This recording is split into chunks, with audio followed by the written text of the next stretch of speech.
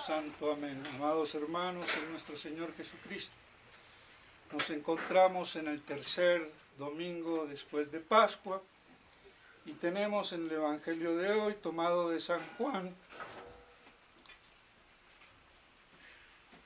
ese famoso pasaje que parece del va y ven. Podríamos decir el Evangelio o el domingo del va y ven. Me voy, no me veréis, y después otro poco y me volveréis a ver. Y esto dentro del contexto del largo pasaje de despedida de nuestro Señor el Jueves Santo, la larga despedida de nuestro Señor, antes de que lo apresaran,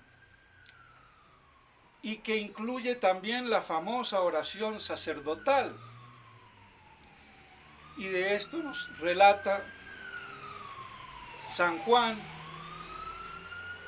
en varios capítulos. Y este pasaje está tomado dentro de ese contexto de despedida que nuestro Señor hace. Los apóstoles conturbados, asustados, presentían que iba a pasar algo grave, el desenlace. Por eso ese sermón, si se puede decir así, de despedida, tan largo, y la oración sacerdotal que le contiene. Y dentro de ese contexto, este va y ven. Quererlos animar un poco ante esa tristeza. La tristeza es ante un mal presente. Y que, dicho sea de paso, no es buena. La única tristeza buena y santa es el haber ofendido a Dios, la compunción que queda, que debe siempre quedar, nada más. El dolor por haber ofendido la majestad sublime de Dios misericordioso y todo bondadoso. Toda otra tristeza viene de poca fe y muchas veces hasta del mismo demonio. Porque ante el mal presente, el católico tiene que sufrir con alegría. No que se ría a carcajadas, pero esa alegría interior, ese gozo interior de ofrecer ese sufrimiento, ese dolor, ese llanto al pie de la cruz. Y se convierte así en oración. ¿Y qué mejor oración que en un estado parecido?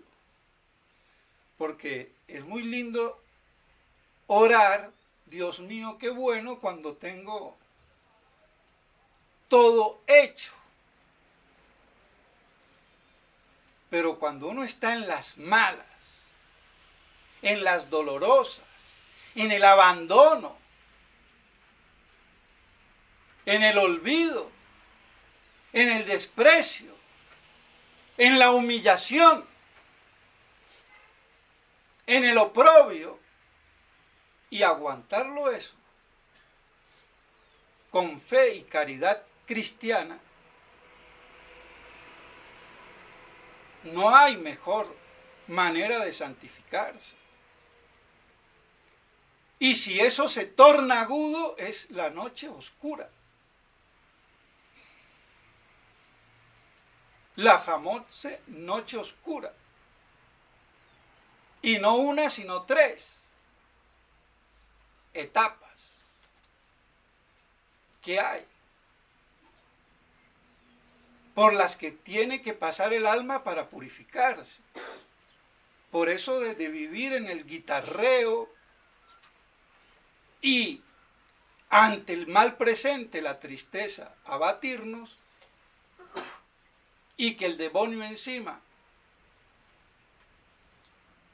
lo agudice, pues debemos de tenerlo presente para hacer de eso, de ese mal, sobrenaturalmente llevado con fe y amor,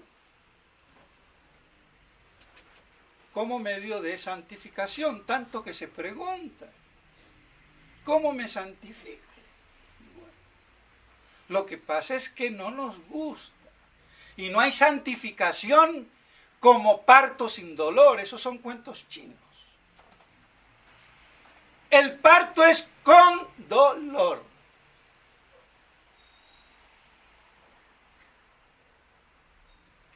Quizás por eso hoy las mujeres no quieren parir.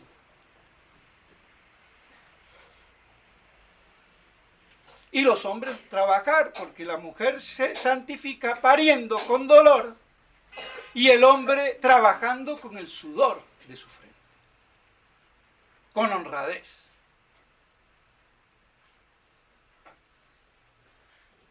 Y hablando de parto, a ver si no hay un parto aquí que trae nuestro Señor. Los ve tristes y les da la imagen de la parturienta. Está triste, le ha llegado la hora, qué agonía, qué hace. Pero ese dolor, esa tristeza, se trocará en alegría y gozo cuando ha dado un hombre al mundo. Cuando ha dado a luz. Fíjense el alto concepto. Dar a luz, luz. Hay una imagen ahí de verdad, de la luz del sol y de la luz de Cristo y de la luz de la iglesia. Dar a luz. Un alma que va a ser iluminada por Cristo. Otra cosa es que no lo acepte, que no quiera, que quiera las tinieblas. Eso ya es otro problema. Pero por lo menos lo va a iluminar la luz del sol que la creó Dios.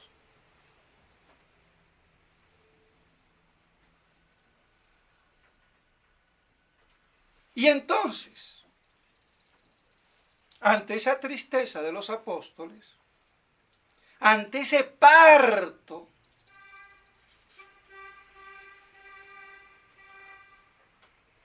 nuestro Señor les dice, para animarlos, reconfortarlos, un poco de tiempo y no me veréis y otro poco me volveréis a ver. ¿Y de qué poco nos hablan? Y no es que los apóstoles sean brutos, no, no eran brutos. Eran hombres quizás un poco rudos, pescadores, pero no brutos, cuidado. No entendemos. ¿De qué nos habla? Claro. Acongojados, viendo que va a pasar algo. Se la ven. Tienen a toda la élite de los judíos encima, peor que tener la policía encima y toda la CIA y la Interpol y ¿qué hace? Sabían que estaban en un aprieto y que peligraba la vida de nuestro Señor incluso, porque ya las había dicho. Entonces, no entendían. No podían entender. Nosotros hoy sí podemos entender. Lo curioso es que los exégetas y los padres de la iglesia, comentadores, muchos no hayan precisado, a tal punto que Santo Tomás trae las tres opiniones en el comentario del Evangelio de hoy, que un poco de tiempo se refiere 3 días muerto, no me veréis, y otro poco de tiempo, 40 días de la resurrección a la ascensión me veréis. Otros dicen que se refiere un poco de tiempo, dentro de 3 días no me veréis en estado mortal, porque después me volveréis a ver en estado inmortal. Falta poco para que muera, no me veréis, y después me volveréis a ver, ya en otro estado, refiriéndose al estado de muerte y al estado de resurrección. Y San Agustín, el único parece ser, que en otro tiempo fue milenarista, cambió de opinión, pero no se retractó,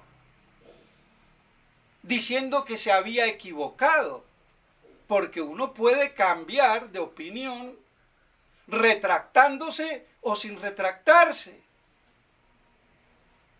que no es lo mismo. Porque si es un error, me tengo que retractar, pero si no es un error, cambio de opinión que me parece mejor otra, sin que la otra sea falsa. Si de opiniones vamos a hablar. Pero bueno, de todos modos, aún habiendo cambiado de opinión,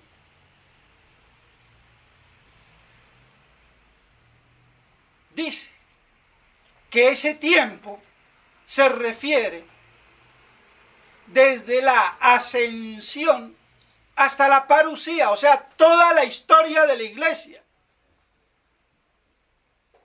No me veréis un poco de tiempo, 1000 años son como un día, y después me volveréis a ver en gloria, en esa gloria que le mostró a los 3 predilectos en la transfiguración, de la cual Teofilacto, citado en la Catena Áurea de Santo Tomás de Aquino, está consignado.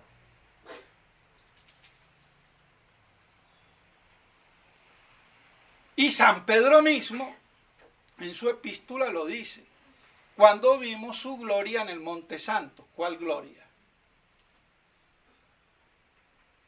Y está hablando entonces claramente para el que quiera entender. El que no quiera entender, pues allá él.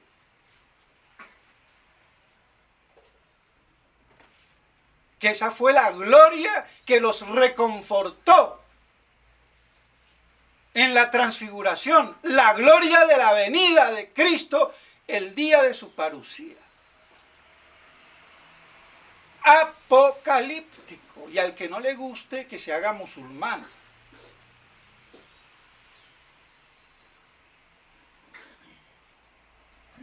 Lamento. Entonces, San Agustín nos dice claramente que ese tiempo es de tristeza, de dolor, hasta que retorne.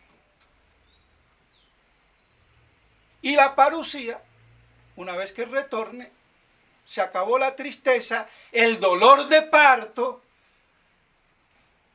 y todo lo que pasó. ¡Qué esperanza! Esperanzadora, bienaventurada esperanza. Y los malditos, todavía hoy, quieren impugnar esta esperanza. La quieren destruir para que no aguante el pequeño rebaño, lo único que le va a mantener la lámpara encendida. Y si logran apagársela, ¿quién se salvaría? O sea que es de vida o muerte.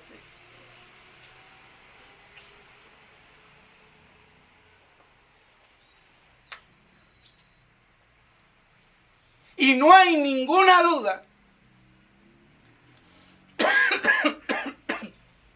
que de las 3 opiniones. La única verdadera y acertada y certificada, aunque no se hayan dado cuenta los exégetas, porque es muy fácil ser exégeta, cuando no hay problema y me dedico a comentar.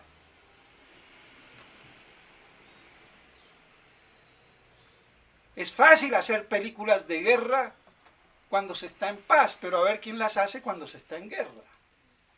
Entonces cambia la cosa.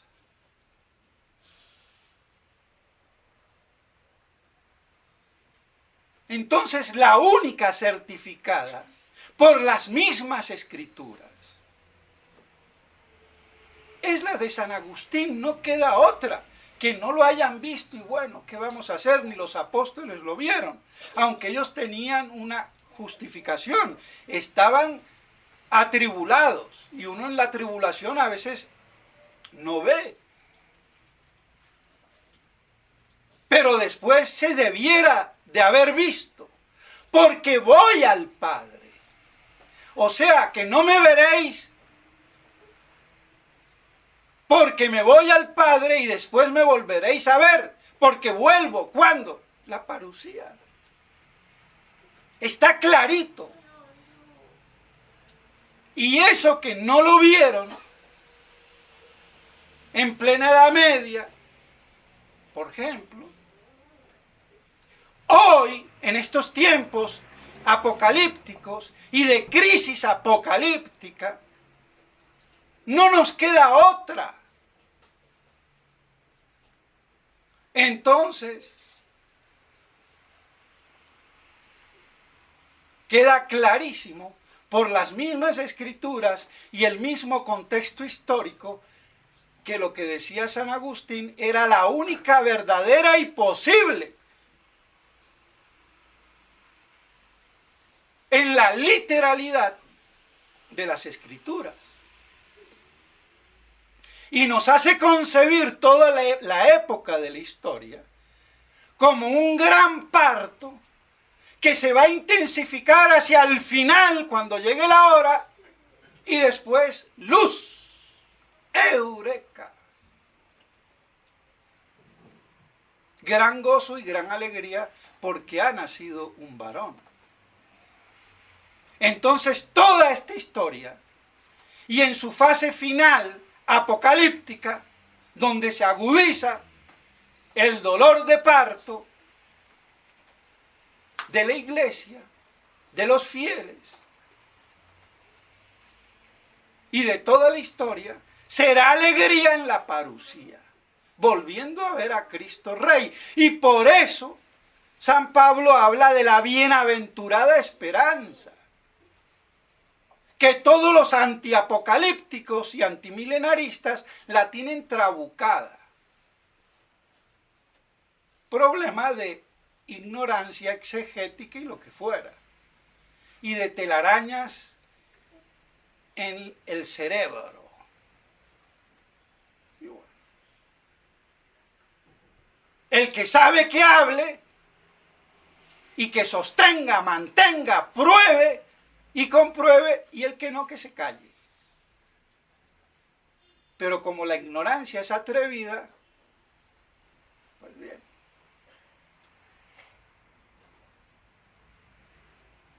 Por eso a Dios rogando y con el masa, el hacha o la cimitarra dando. Porque el que no se somete por el imperio de la verdad, pues se someterá por el garrote, no hay nada que hacer. Pero la iglesia es luz del mundo en la verdad. Entonces queda claro lo apocalíptico en plena Pascua y en pleno sermón de despedida de nuestro Señor. Lógico, si se va, ¿cómo no iba a hablar que iba a volver? Por Dios. Y esa es la bienaventurada esperanza que nos mantendrá firmes en la fe en ese periodo que es hoy. Y la crisis es apocalíptica. Y no como los estúpidos, como Smithberger, el cerebro gris de la fraternité alemán con mirada de chino. Dios me libre de tener esa cara. Yo no soy bonito, pero no tengo esa cara de perverso religioso que él tiene. Porque Monseñor Fele tiene cara de tonto, de vaca que mira ahí y no sabes para dónde va. Pero el otro, el cerebro gris, sí. El que le regalaba flores a Benedicto XVI. Oiga, yo le regalo flores a una mujer.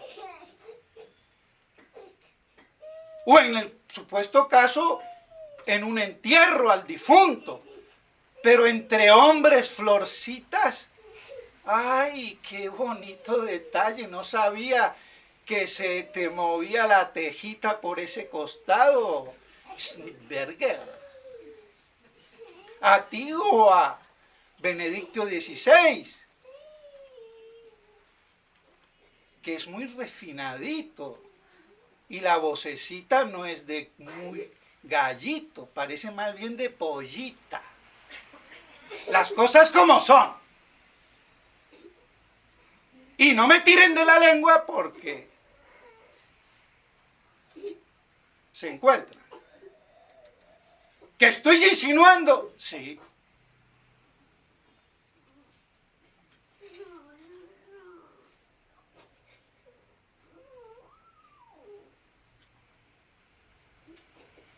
Y el que no lo es, que lo parezca que no lo es. Se acabó. Florcitas en el cumpleaños del Benedicto, del cardenal en aquel entonces, porque eran muy amigos. Monseñor Lefebvre, cuando le pregunté un día qué pasa con Roma, yo no sé nada, me dice, hace un año que no tengo noticias. El padre Smithberger, en aquel entonces superior, va a Roma, cada vez que lo llaman, habla con el cardenal Ratzinger. Claro, los dos alemanes en alemán, se entienden bien parece, y yo no me entero de nada. Algún fiel por ahí creyó que yo me refería a que estando Monseñor presente, ellos hablaban en alemán, que sería una descortesía ante un obispo y ante cualquiera. No, es que él ni asistía. Y ya se estaba fraguando la entrega. Porque el maldito de Smithberger, para aceptar en el año 82, esto yo no lo vine a saber mucho después, porque si lo hubiera sabido ese día, ¡ay Dios!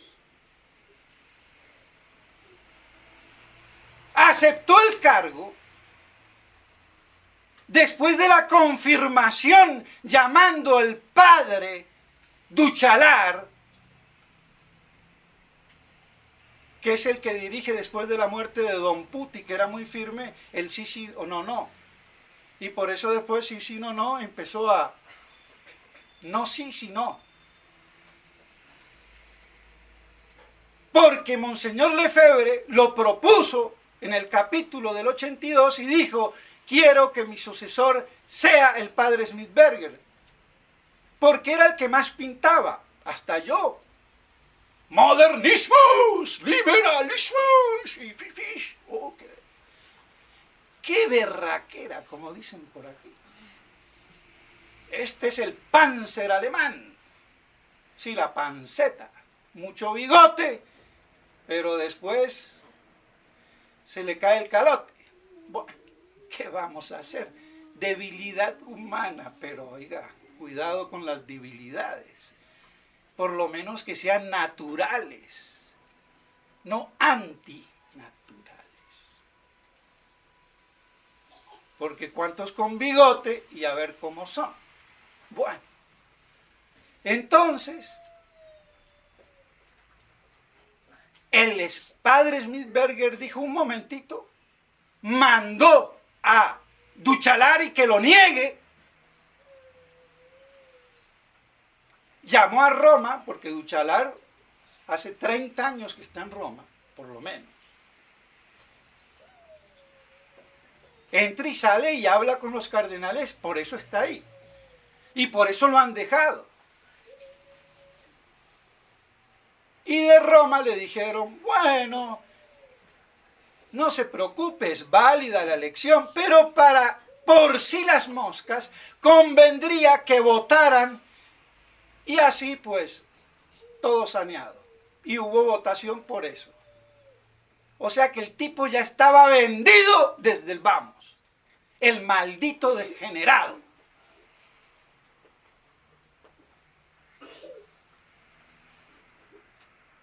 ¿Qué vamos a hacer? ¿Y ahora qué hace? Hace casi 2 meses, el 19 de febrero, escribe una carta como rector de Saiskofen, del seminario alemán, versión alemana, que salió pública ayer o antes de ayer, para ir ya fraguando, ya moldando y preparando la prelatura de los acuerdos con Roma. Y como él ha sido de prestigio, y más que de prestigio, él fue el que puso a Felé. Porque Felé no quería ni aceptar. Y aceptó por mi culpa, mi grandísima culpa. Porque yo, para evitar en el 94 que fuera electo Smithberger, que había manejado todo el tinglado, pero claro, Chisperito, Chapulín Colorado, se las sabía todas, aquí el niño. Entonces, por una diferencia muy poca, salió Monseñor Felé, pero no quiso aceptar, y me paré yo y le dije, usted tiene que aceptar, y lo acepta como una cruz, como San Pío X, para evitar que saliera Smithberger. Porque yo sabía que Smithberger ya no me iba a aguantar, me iba a echar, que me echara no importa, pero que iba a hacer el desastre. Y pensando uno en Monseñor Felé, que iba a ser bueno, y vea que salió. Va, títere del otro. Mea culpa. Y a ver que digan que no es así. Eso lo sabe Monseñor Tissier, que no dijo nada, y el secretario escribiendo como una bobita, ni hablaba. Monseñor Williamson, que no dijo ni una palabra. Después le dije, oye, ¿usted por qué no habló? Bobitos, ¿cómo bobitos? Y si te das cuenta como hermano mayor que los otros son bobos, tú impones como hermano mayor cuando no hay un padre. Y Monseñor de Galarreta también ahí. Brillaban por, bueno, su silencio. De todos modos, preparando el camino, hay que salir del exilio. Si él mismo estuvo de acuerdo con el exilio, digamos, las excomuniones, bendita las excomuniones, y ahora hablar de exilio por las excomuniones. Han perdido el sentido de la iglesia, el sensus ecclesiae, creyendo que la situación es normal. ¿Y quién dijo que es normal? Es apocalíptica. Y el problema de la normalidad no es la fraternidad, es la herejía y la apostasía de Roma. ¿Qué te pasa, chico? La fraternidad no tiene ningún problema. El problema viene por la normalidad de la apostasía de Roma, convertida en sede del anticristo. ¿Qué te pasa, papito, hijito mío? ¿Se te dio vuelta la alcaparra?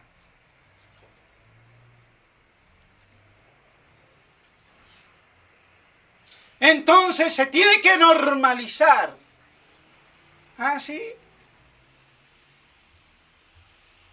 Y así ver encima a quién convierto. Sí, bella doncella, vete al prostíbulo a ver si convences a las niñitas que están adentro con tu pureza virginal y al patrón que cierre la oficina. A ver, hijita, ¿quién va a convertir a quién? Pedazo de imbécil. Es que es idiota. Monseñor Williamson dice que ilusión y le da duro. Y en ese sentido lo felicito, pero no va al fondo, porque él después también va a Roma por otro lado para pedir el certificado. Bueno, es que esto es un desastre, esto es apocalíptico. Y la situación de la iglesia no se va a arreglar ni con la fraternidad dentro ni afuera. El problema no es la fraternidad. ¿La fraternidad qué es? 4 gatos locos, 4 obispos, si los contamos a todos, o 5, y ¿cuántos fieles? Y chipiricuatro. El problema es eclesiológico, la apostasía de Roma, con fraternité o sin fraternité, con Monseñor Lefebvre o sin Monseñor Lefebvre. Entonces no se va a arreglar el problema, se arreglará el problema ahí interno, pero la apostasía, ¿quién la arregla? ¿Y quién va a convertir a esos herejes? Mejor dicho, Smithberger está patinando, pero como él es kantiano, alemán, se enoja cuando le recuerdan que su profesor de filosofía era un discípulo de Fichte. Y algo le quedó en la cabecita ahí dando vueltas. Y ahora rector. Qué pobres alemanes. Bueno, allá ellos. Entonces, no nos venga con cuentos chinos el padre Smithberger. Cerebro gris.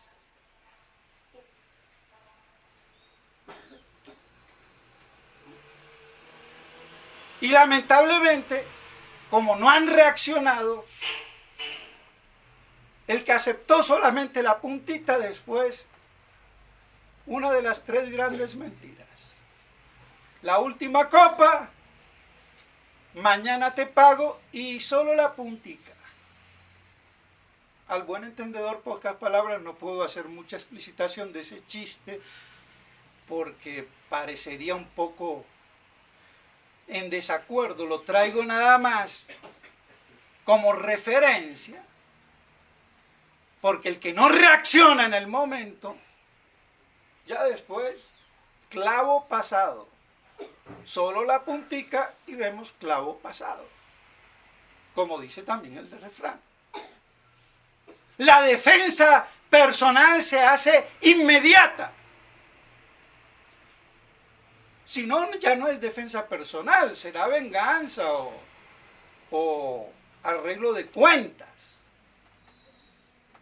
Así que el que no reaccionó y ya están requete ablandados, se les ha hecho elástica la cosa. Y los beneficios cardenales que nos van a dar un seminario, entonces todo se va a arreglar con que te den seminario, bueno, ¿y tú qué quieres? Una catedral. Y ese es todo el problema. Y la fe, y la doctrina, y la moral, y el culto. No, es que ya no me piden que reconozca el Vaticano II, ni que reconozca la nueva misa. Pero pedazo de imbécil, si tú reconoces autoridad, ya estás reconociendo y haces un acuerdo con esa autoridad. Ya estás reconociendo lo que esa autoridad enseña, aunque no lo digas explícitamente.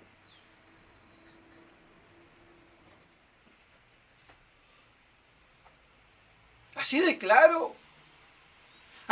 Pero como hay que distinguir el oficio de la persona. Claro, hijo, que hay que distinguir el papado del papa, el oficio de papa y la persona del papa. Claro que hay que distinguir. Y justamente por esa distinción es que la persona del papa si no cumple su oficio, se puede deslegitimar por cisma, herejía y apostasía. ¿Cómo te quedó? Ah, pero es que él no entra por ahí. Problema tuyo.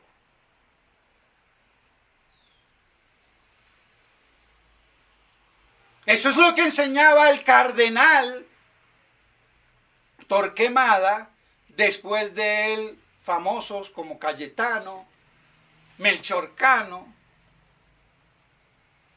teólogo, entre otras, del Concilio de Trento. Entonces, ¿qué? Porque esté en el puesto, ¿ya es legítimo? Sí, si todo va bien.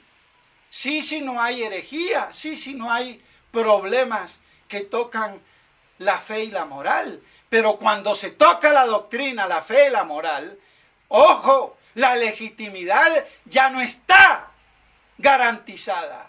Y puede incluso ser impugnada por cisma, herejía y apostasía comprobada. Entonces, ¿qué viene el hablar?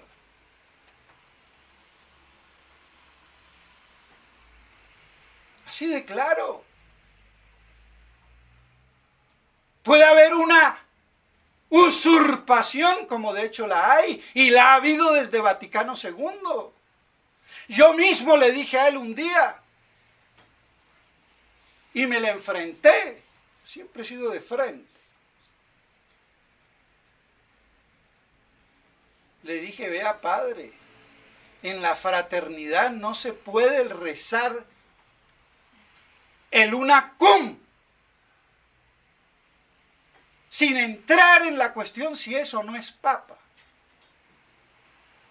Porque aún sin entrar si eso no es, yo no puedo rezar por un hereje. Entonces, si dice herejías,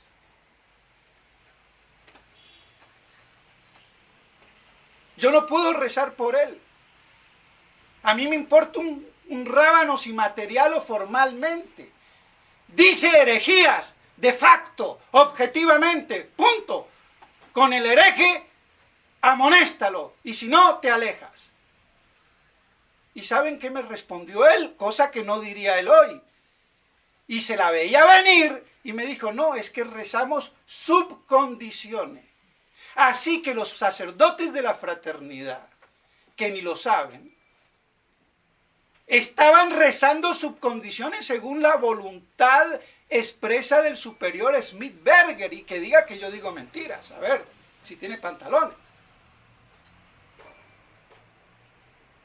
Eso él no lo diría hoy. Sí, claro, porque se le cayeron los pantalones. Bueno, pero problema de él. Pero ¿hasta dónde iban las cosas? Para evitar la comunicación sacris. Y después veremos si papa o no papa, pero hereje, punto, alarma, fuego, bomberos, agua. Pues bien, mis estimados hermanos, entonces vemos cómo ya se está prácticamente, será mañana o alargará más el chicle, no sé qué va a pasar. Pero las cosas como están. ¡Qué traidor que es Smith-Berger! Así de claro. ¿De qué se va a morir? Como una rata.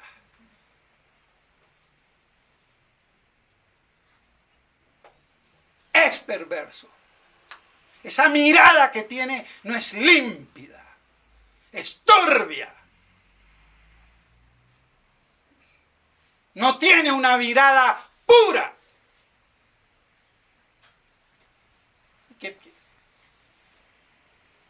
Porque Dios me puede hacer con la cara que sea, pero el alma que es pura, que dice la verdad, que va con la verdad de frente, tiene una mirada por lo menos límpida, clara. Y eso, a ver, Nada más miren la foto que sale en Non Possumus y da miedo. Pero poco importa la cara también, si vamos al caso. De todos modos, mis estimados hermanos, hay que distinguir. Y justamente en esa distinción, yo no puedo guardar el sensus fidei con un papa ni una jerarquía que pontifiquen la herejía. Porque si la iglesia es infalible, ese papa y esa jerarquía no pueden emitir la herejía. Y si lo hacen es porque hay un problema. Entonces el mismo sensus ecclesiae, el sentido de la iglesia, y el sensus fidei, el sentido de la fe, me dicen que un papa hereje no puede ser papa. Pero eso es una conclusión teológica, quod sapientes, evidente, pero quod sapientes, para los sabios o entendidos, que comprenden las premisas, que forjan la conclusión, pero la conclusión no es dogma de fe, que es lo que no entienden los sedevacantistas viscerales. O fideístas. Y el que no piense así, ni asistir a la misa. Y por eso el problema de la UNACUM, no, con UNACUM no, si es su condición implícita o explícita. No todo el mundo la ve claro. Entonces hay un bemol. Entonces la conclusión teológica es de fe materialmente, pero no formalmente. Podría serlo con la definición de la iglesia, que eso es otra cosa. Como ha pasado con el dogma de la Inmaculada Concepción. Pero para eso hay que aprender a leer cosas que estos ni las han visto ni las han leído. Porque el que pone el punto sobre eso en la época donde se estaba gestando el modernismo fue Marín Sola o Solá, con la evolución homogénea del dogma católico. ¿Cómo podía entonces mantenerse en substancia el dogma que hoy se define, pero que ya estaba contenido en la revelación? Pero de modo implícito. Y por teología se explicita y por magisterio infalible se dogmatiza. Pero eso es mucha teología para estos curas bobitos, para el rector de Saiskofen. A ver, que me lleven un día allá, si los pongo finos a pensar. Pero como son alemanes medio brutos, no me van a entender. ¿Qué vamos a hacer? Son perseverantes. Pero inteligencia, ojo. En filosofía, qué desastre. Habrá algunos que sacan la cara. Pero los nivelungos alemanes, Dios me libre. El pensamiento germánico en oposición al latino, romano, mediterráneo, greco, por Dios, eso es como de la noche al día, a las cosas como son. Pero bueno, paremos aquí y no nos alarguemos. Lamento tener que alargarme, pero mis estimados fieles, las cosas van llegando y hay que irlas puntualizando y aclarando. No se puede dejar pasar. Entonces perdónenme si me alargo. Y que no se nos olvide que todo esto es apocalíptico. Y que todo esto es como un dolor de parto, que va increciendo hasta que se haga la luz. ¿Cuándo? La parucía, bienaventurada esperanza. Un poco de tiempo no me veréis, y otro poco de tiempo me volveréis a ver. Por eso hoy hay que ser católico, tradicionalista, apocalíptico. En la segunda venida de nuestro Señor, en gloria y majestad, está fundamentada nuestra esperanza y perseverancia para mantenernos firmes en la fe en medio de un mundo dentro del cual el león ruge alrededor nuestro a ver cómo nos devora. Pidámosle a la Santísima Virgen María que nos mantenga de pie de firmes en esta crucifixión apocalíptica del cuerpo místico de Cristo, la Iglesia Católica, que hoy está usurpada y que no es la Iglesia de Dios. Lo dijo Monseñor Lefebvre. La Iglesia oficial no es la verdadera Iglesia. Entonces Smithberger, cuando dice hay que tener el sensus fidei e ir para normalizarse ahí, esa no es la verdadera Iglesia, esa es la contraiglesia del anticristo. He ahí el problema. Mis estimados hermanos, que Dios nos dé la gracia y la luz para comprender, meditar estas cosas y mantenernos así en la bienaventurada esperanza de volver a ver a Cristo después de un tiempo sin verlo, que se prolonga, pero cada vez se hace más próxima su venida o retorno en gloria y majestad. En nombre del Padre, del Hijo y del Espíritu Santo. Amén.